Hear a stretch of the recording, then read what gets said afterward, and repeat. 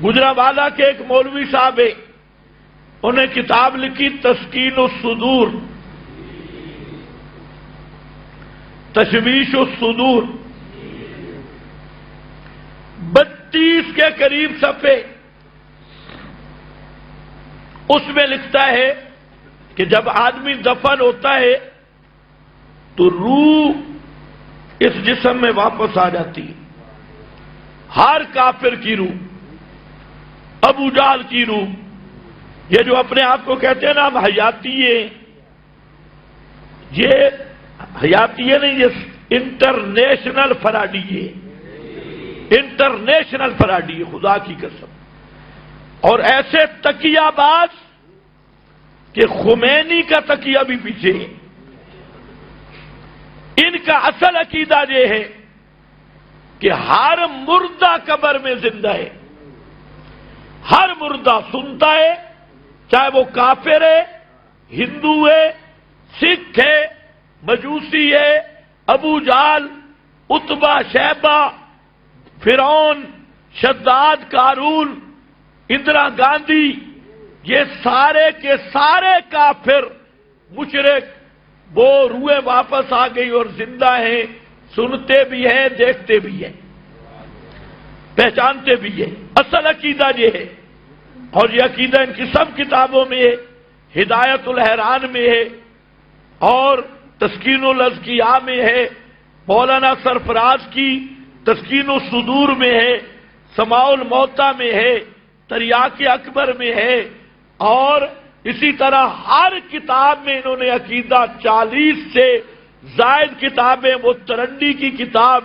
قبر کی زندگی میں ہے، اسی طرح اور بھی ان کے 40 سے زائد کتابوں میں یہ عقیدہ درج کیا۔ اللہ یار خان چکڑالوی، اس کی 3 کتابوں میں ہے کہ ہر کافر زندہ، ہر مشرک زندہ، اور اس کی روح واپس آ گئی۔ لیکن تکیہ باز اور بزدل اتنے ہیں کہ لوگوں کے سامنے فراڈ کیا کرتے ہیں، ہم حیات النبی کے قائل ہیں اور یہ حیات النبی کے منکر ہیں۔ حالانکہ یہ یاد رکھ لو، ان للڑوں کا عقیدہ بالکل صاف یہ ہے کہ نبی کی حیات اور ابو جہل کی حیات میں فرق نہیں، پیغمبر کی حیات ابو لہب کی حیات میں فرق نہیں۔ پیغمبر کے لیے بھی روح واپس آ گئی جسم میں، اور ابو لہب اور ابو جہل کی بھی روح واپس آ گئی جسم میں۔ تو پھر کم از کم شرم کرو، تم ابو جہل کی حیات اور عتبہ شیبہ کی حیات کے بارے میں جو تمہارا عقیدہ ہے وہی عقیدہ حیات الانبیاء کے بارے میں ہے، تو پھر یہ فراڈ کیا شروع کیا ہے کہ ہم حیات الانبیاء کے قائل ہیں جی، وہ نہیں ہے جی، تو تم جو کہو کہ ہم حیات ابو جہل کے قائل ہیں جی، وہ نہیں ہے جی، حیات عتبہ شیبہ ان کے سما کے قائل ہیں جی، وہ نہیں ہے جی۔ تو خیر، میں عرض کر رہا تھا اس تسکین الصدور میں جس پہ بڑے بڑے مولویوں کے دستخط تھے، آدمی حیران ہو جاتا ہے کہ اتنے بزرگ بھی قرآن کے منکر ہو سکتے ہیں اور گمراہ ہو سکتے ہیں۔ پیچھے جو القاب ہیں، گز گز کے القاب ہیں، اور 32 صفحات تک عنوان ہے اعادہ روح، روح جسم کے اندر واپس آ جاتی ہے۔ آگے جناب چل پڑے، اب تھوڑا رخ بدل گیا، آگے کہتے ہیں روح جسم میں نہیں، جسم اور کفن کے درمیان میں آ جاتی ہے۔ پھر آگے چل پڑے، جی روح ناف سے اوپر اوپر آتی ہے دفن کرنے کے بعد، ناف سے نیچے نہیں آتی۔ اللہ جانے اس میں کیا راز ہے، دنی تو اٹھتے اٹھتے۔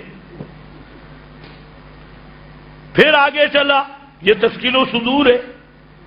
پھر کہتا ہے جی روح آتی ہے صرف دماغ میں۔ پھر آگے چلا، کہتے ہیں روح آتی ہے صرف دل میں۔ پھر آگے چلا، جی روح آتی نہیں، کرنٹ ہوتا ہے۔ پھر وہ کرنٹ کیسا؟ کہ مردہ بس سمجھ نہیں لگتی، مردہ نہ اٹھ سکتا ہے نہ بیٹھ سکتا ہے اور کوئی اختیار نہیں ہوتا، بس ایک معمولی سا کرنٹ ہوتا ہے۔ اچھا وہ آگے چلا، پھر کہتا ہے کہ سوال و جواب تو تب ہوں گے کہ مردے میں افعال اختیاری بھی ہوں اور اٹھے بیٹھے بھی صحیح، بولے بھی صحیح۔ خیر آگے چل پڑا، پھر کہتا ہے پوری روح نہیں آتی، کچھ نہ کچھ پرتو پڑتا ہے۔ یہ ہے تسکین الصدور، لوگوں کے دلوں کی تسکین۔ تو اسے دلوں کی تسکین ہوگی یا تشویش ہوگی؟